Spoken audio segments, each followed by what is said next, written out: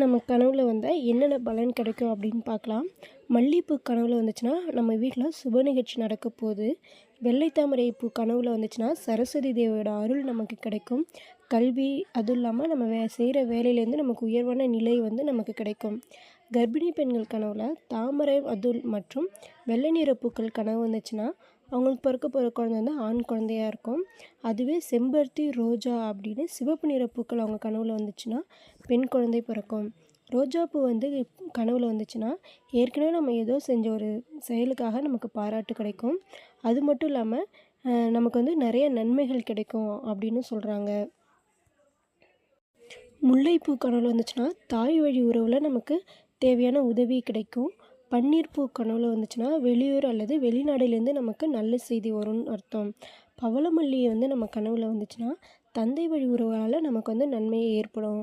சாமந்தி பூ கனவுல வந்துச்சுன்னா, குடும்பத்தில் வந்து சுபகாரியங்கள் நடக்க போகுது அப்படின்னு அர்த்தம். வாடாமல்லி பூ கனவுல வந்துச்சுன்னா, உறவினர்களோட சில உதவிகள் வந்து நமக்கு கிடைக்கும்.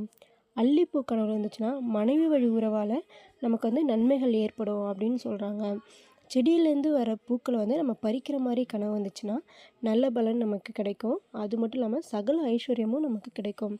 பொதுவாக பூக்கள் கனவுல வந்துச்சு அப்படின்னாலே அது வந்து நமக்கு நன்மை தான் நடக்கும். மஞ்சள் நிற பூ கனவுல வந்துச்சுன்னா, வீட்டில் சுப நிகழ்ச்சி நடக்க போகுதுன்னு அர்த்தம். தாமரை, வெள்ளைப்பூக்கள், பூமாலை இது எல்லாம் வந்து நம்ம கையிலேருந்து இன்னொருத்தவங்க கையிலேருந்து நம்ம வாங்குற மாதிரி கனவு வந்துச்சுன்னா, நமக்கு வந்து பேரும் புகழும் அதிகமாகும். பூக்கள் வந்து பூத்து குலுங்குற மாதிரி நம்ம கனவு வந்துச்சுன்னா, அது ரொம்ப நல்ல பலன் நமக்கு கிடைக்கும்.